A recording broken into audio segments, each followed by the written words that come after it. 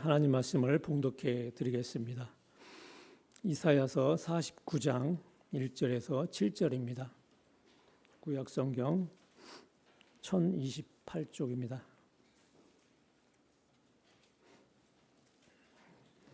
섬들아 내게 들으라. 먼 곳 백성들아 귀를 기울이라. 여호와께서 태에서부터 나를 부르셨고 내 어머니의 복중에서부터 내 이름을 기억하셨으며 내 입을 날카로운 칼같이 만드시고 나를 그의 손그늘에 숨기시며 나를 갈고 닦은 화살로 만드사 그의 화살통에 감추시고 내게 이르시되 너는 나의 종이요 내 영광을 내 속에 나타낼 이스라엘이라 하셨느니라. 그러나 나는 말하기를 내가 헛되이 수고하였으며 무익하게 공연히 내 힘을 다하였다 하였도다. 참으로 나에 대한 판단이 여호와께 있고 나의 보응이 나의 하나님께 있느니라. 이제 여호와께서 말씀하시나니 그는 태에서부터 나를 그의 종으로 지으신 이시요 야곱을 그에게로 돌아오게 하시는 이시니 이스라엘이 그에게로 모이는도다. 그러므로 내가 여호와 보시기에 영화롭게 되었으며 나의 하나님은 나의 힘이 되셨도다. 그가 이르시되 내가 나의 종이 되어 야곱의 지파들을 일으키며 이스라엘 중에 보존된 자를 돌아오게 할 것은 매우 쉬운 일이라. 내가 또 너를 이방의 빛으로 삼아 나의 구원을 베풀어서 땅 끝까지 이르게 하리라. 이스라엘의 구속자 이스라엘의 거룩한 이이신 여호와께서 사람에게 멸시를 당하는 자 백성에게 미움을 받는 자 관원들에게 종이 된 자에게 이같이 이르시되 왕들이 보고 일어서며 고관들이 경배하리니 이는 이스라엘의 거룩하신 이 신실하신 여호와 그가 너를 택하였음이니라. 아멘. 이사야 1장 1절에서 이사야가 자신의 활동 시기를 이야기하는데요. 유다 왕 우시야와 요담과 아하스와 히스기야 시대다 이렇게 이야기합니다. 그런데 그 시대의 기록은 39장이면 끝납니다. 그러면 40장부터는 이제 시간을 훌쩍 뛰어넘어서 유다가 망하면서 바벨론의 포로로 잡혀간 사람들이 이제 돌아올 것을 선포하고 있습니다. 특별히 이제 40장 이후에서 빼놓을 수 없는 주제는 이제 하나님의 종에 관해서입니다. 특별히 이제 오늘 우리가 교동문을 읽었던 42장, 그리고 이제 본문인 49장, 그리고 50장, 그리고 52장부터 53장에 걸쳐서 이제 반복해서 이제 하나님의 종에 대해서 나타나는데, 특별히 바벨론의 포로로 잡혀간 백성들이 돌아오는데 누구를 통해서냐라고 할 때 이 하나님의 종을 통해서라는 거예요. 근데 이 하나님의 종은요, 단순히 그냥 바벨론의 포로로 잡혀간 유다인을 돌아오게 하는 지도자가 아닙니다. 본문 6장 6절에서도 분명히 이야기하고 있지만 이방의 빛으로 하나님의 구원을 땅끝까지 이르게 하고, 특별히 이사야 53장에서는 우리의 죄를 대신해서 죽음으로 이 화평을 이룬다라고 이야기합니다. 5절의 말씀인데요. 그가 찔림은 우리의 허물 때문이요 그가 상함은 우리의 죄악 때문이라. 그가 징계를 받음으로 우리는 평화를 누리고 그가 채찍에 맞음으로 우리는 나음을 받았도다. 아멘. 이런 말씀들 때문에 유대인들은 바벨론의 포로에서 돌아온 이후로도 이 구원자로서의 하나님의 종을 계속해서 기다려왔습니다. 특별히 이때 구원자를 뜻하는 말이 메시아입니다. 그리고 이 메시아를 헬라어로 바꿨을 때 그리스도다. 제가 이 말씀들을 한번 드려봤는데, 그럴 때 우리가 하나님의 종에 관해서 이렇게 대한 말씀들을 읽으면서 특별히 주목하는 까닭은요, 예수님께서 이 말씀을 이루시고 메시아 그리스도가 되셨기 때문입니다. 제가 이렇게 말하면, 그러니까 그리스도가 되셨다라고 말씀드리면 당장 묻고 싶을 수 있습니다. 목사님, 그게 무슨 말씀입니까? 예수님이 그래서 메시아 그리스도가 되었다니요. 예수님은 하나님의 아들이고 그래서 나시기 전부터 또 날 때부터 메시아이고 그리스도이지 않았습니까? 맞습니다. 그래서 우리 지난주 말씀에서도 예수님이 세례를 받으시고 물에서 올라오실 때 성령이 임하고 하늘에서 소리가 났는데 예수님을 누구라 했다는 거예요? 내 사랑하는 아들, 내 기뻐하는 자다입니다. 분명 그때가 아직 예수님께서 공생애를 시작하시기 이전입니다. 그런데 이미 하나님의 아들이라 이렇게 일컬음을 받으신 거예요. 그러니까 뭔가를 해서 예수님께서 뭔가를 이루시고 자격을 갖추어서 하나님의 아들로 인정받으신 것이 아니에요. 아무것도 하지 않았지만 하나님의 아들이라 먼저 이렇게 칭함을 받으신 겁니다. 물론 이전부터도 그러셨죠. 예수님께서 날 때부터 뭐라고 하셨습니까? 마태복음 1장에서 천사가 요셉에게 말했습니다.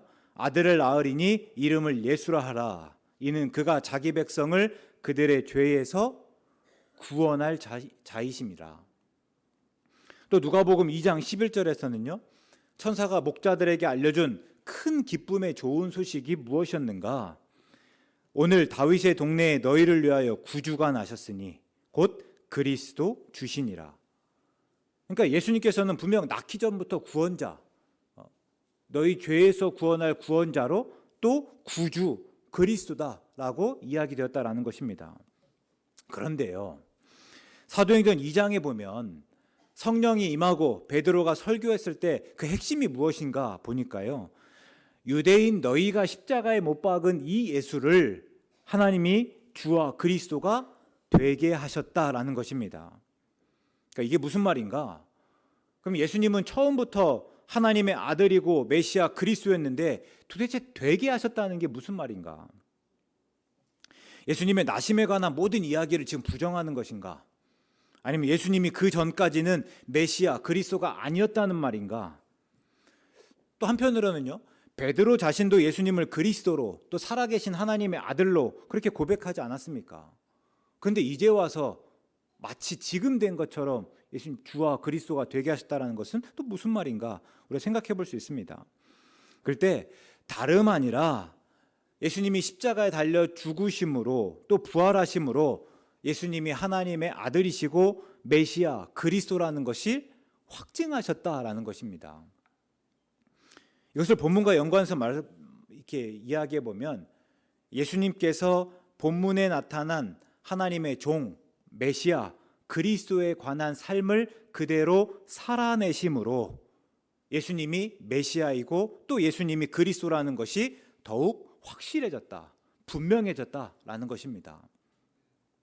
특히 예수님의 고난을 받으심으로입니다.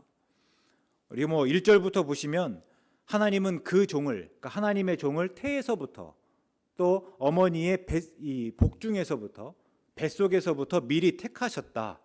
그리고 그 종을 통해서 영광을 받으셨다 하는 이야기들을 하고 있습니다. 그런데 4절에 보시면요, 정작 하나님의 종은 자신의 삶을 헛되고 또 무익하게 여깁니다. 전도자의 고백이 한번 떠오르는데요, 애쓰고 수고하였지만 헛되고 헛되며 헛되고 헛되니 모든 것이 다 헛된 듯 하였습니다.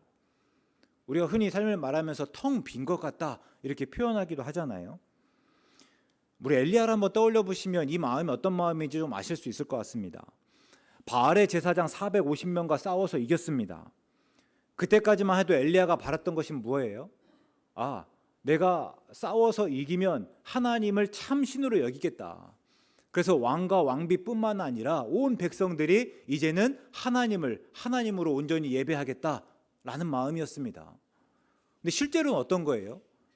바알의 제사장 450명과 싸워 이겼음에도 불구하고 백성들이 전혀 바뀌지 않습니다. 여전히 바알을 참 신인 것처럼 또 예배하였습니다. 그리고 자기는요, 바알의 제사장 450명과 싸워서 이겼음에도 불구하고 이제는 수배자가 되어서 하루아침에 도망자 신세가 되었습니다. 분명 지치고 허무했을 겁니다. 우리가 일할 때 보면요, 어떤 일했을 때 그만한 성과가 있고 좋은 결과가 있으면 사실 힘든지도 모르고 하게 되거든요. 근데 내가 온 힘을 쏟아 부음에도 불구하고 별다른 성과가 없을 때는요, 다른 때보다 훨씬 더 지칩니다. 엘리야가 그랬을 거예요. 그리고 지금 하나님의 종이 그랬을 겁니다. 하나님께 택함을 받아서 또 열심히 일하였지만 결국에는 어느 순간에 지금 그 삶을 어떻게 말하고 있습니까? 헛되고 무익하다 말하고 있습니다. 다행히 이 하나님의 종은요, 그래도 그 속에서 하나님이 알아주시기를 구합니다. 이게 4절 후반부의 말씀인데요, 참으로 나에 대한 판단이 여호와께 있고 나의 보응이 나의 하나님께 있느니라. 여기서 참으로라고 하는 말이요, 앞과 뒤의 말이 다르다, 완전 다르다라는 것을 분명히 이야기할 때 쓰는 단어입니다. 뭐 실로 이런 말로도 번역할 수 있을 거예요. 그러니까 분명 모든 것이 헛됩니다. 텅 빈 듯해요. 도대체 무엇을 위해서 내가 이렇게 애쓰고 있는가, 수고하고 있는가, 그냥 후회스럽기도 합니다. 근데 그 속에서도 지금 하나님의 종이요, 그 삶의 이유를 하나님에게서 찾았습니다. 낙심하고 좌절하고 불평하고 원망하는 대신에 하나님이 선택하신 하나님의 종이니, 하나님이 시키신 일이라면 하나님께서 판단하시고 하나님께서 보응하여 주실 것을 믿기로 작정한 것입니다. 그러니까 하나님께서 반드시 갚아주실 것을 기대하고 소망한 거예요. 뭐 제가 여기서 본격적으로 할 얘기는 아닌데요, 우리가 우리 삶의 질이나 내용, 뭐 그것이 어떠하든지 간에, 그러니까 얼마나 많은 것을 가지고 또 무엇까지 되었든지 간에, 그러니까 어느 자리에 올랐든지 간에 우리가 하나님을 삶의 이유로 알지 못하면요, 우리는 언젠가는 결국에 모든 것을 헛되이 여길 수밖에 없습니다. 제가 이걸 그냥 설교를 위한 뻔한 말로 드리는 것이 아니에요. 물론 제가 여기 계신 많은 분보다 아직 너무나 젊긴 하지만요, 제가 지금 목사잖아요. 지금까지 죽음을 앞두신 분들과 수없이 대해보고 그 가운데 이야기를 나눴습니다. 다들 한결같이 하는 이야기는요, 그냥 하나님을 내가 그 삶의 이유로 알았을 때, 내 삶 가운데서 하나님을 목적으로 삼았을 때, 그때만이 나중에 그 삶에 대해서 아름답게 고백하시더라고요.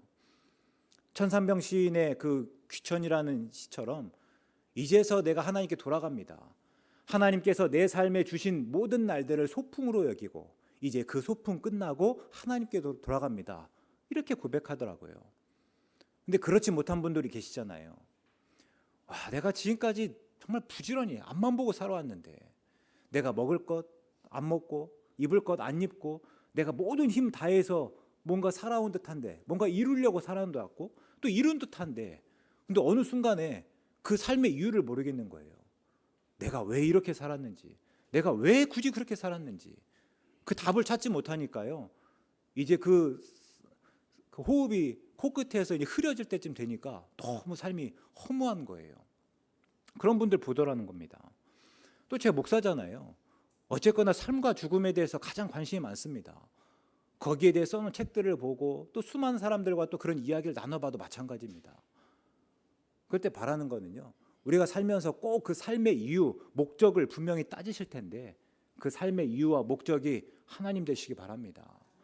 하나님 안에서 그것들을 분명히 고백해 나가시기 바랍니다. 지금 하나님의 종이 그랬습니다. 그때 하나님께서 무슨 말씀 들려주시는가? 내가 비록 고난을 당하지만 이후에는 왕과 고관들이 경배하게 될 거다라는 것을 일러주십니다. 근데 예수님께서 딱 그러신 거예요.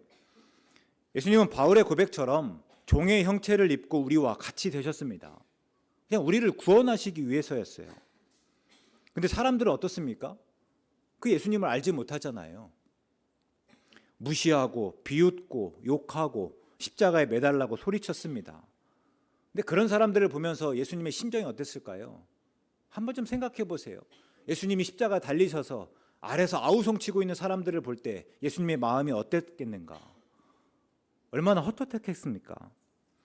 왜 굳이 사람이 되어서, 왜 굳이 들을 귀 없는 사람들에게 목청껏 소리치며 복음을 전하였고, 왜 굳이 자격 없는 사람들 구원하려고 하였을까? 혹 이렇게 후회하시진 않았을까? 분명한 것은 엘리야처럼 지치고 허무했을 겁니다. 뭐 훨씬 더 했겠죠. 예수님께서 겟세마네 동산에서 기도하실 때 얼마나 간절히 기도하였는지 땀이 땅에 떨어지는 이 핏방울 같다, 이렇게 묘사하고 있습니다. 그러면 예수님께서 뭐 때문에 그렇게 간절히 기도하셨을까? 그때 무슨 말씀을 그렇게 하셨을까? 한번 좀 생각해 보면 혹 이 후회와 허무함을 토로하진 않으셨을까? 이제 하나님께서 말씀하신 대로 그 길을 걷고 이제는 십자가를 질 때가 됐는데 여전히 아무런 변화 없는 듯한, 여전히 하나님을 알지 못하고 그렇게 회개하라 소리쳤지만 회개하지 않고 이전의 삶을 그대로 살아내버리는 사람들 때문에 후회와 아쉬움과 또 허무함이 밀려오진 않았을까 생각도 해봅니다. 근데 예수님은 어떠셨은 거예요? 끝내 어떻게 고백하는 겁니까?